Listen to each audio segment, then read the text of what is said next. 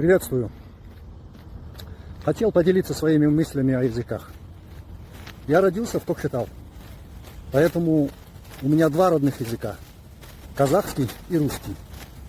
Затем, проживая десятилетиями в других странах, также добавились и другие языки.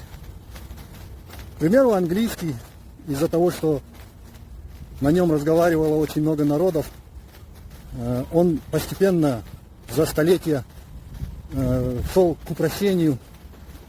Все формы, обороты речи двигались к тому, чтобы были проще, чтобы каждый мог спокойно научиться какому-то набору. Русский язык, если сейчас, например, смотреть на состав, изобилует множеством иностранных слов. Разговаривая на турецком языке, к примеру, всегда замечаешь, что в нем очень много всевозможных персидских, арабских или европейских слов, что создает впечатление, что именно тюркского языка там очень мало. Даже наш братский узбекский язык также настолько заполнен персидскими и арабскими словами, что порой другие тюркские народы, разговаривая с ними, могут не сразу понять, о чем они говорят. Так уж сложилось, что язык – это субстанция, всегда развивающаяся и двигающаяся.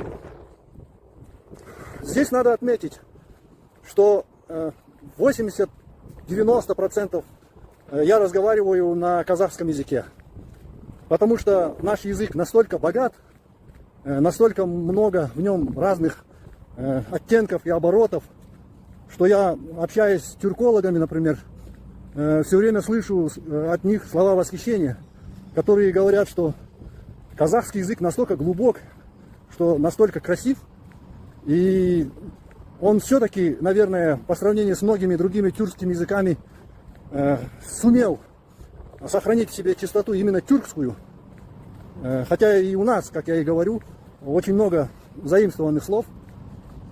Поэтому сейчас, разговаривая на других языках, я все время чувствую разницу, именно богатство слов, обозначений.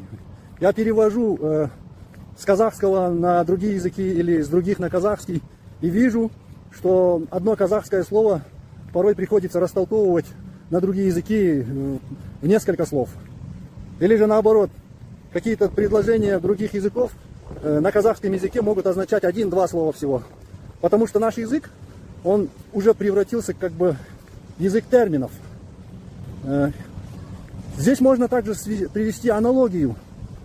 Это как человек, который привык к возможностям суперкаров, будет пересаживаться на дешевый примитивный автомобиль. Поэтому мне удобнее и приятнее разговаривать на моем родном казахском языке. Надеюсь, меня услышали те, кто не знает нашего языка, именно являясь представителем казахов.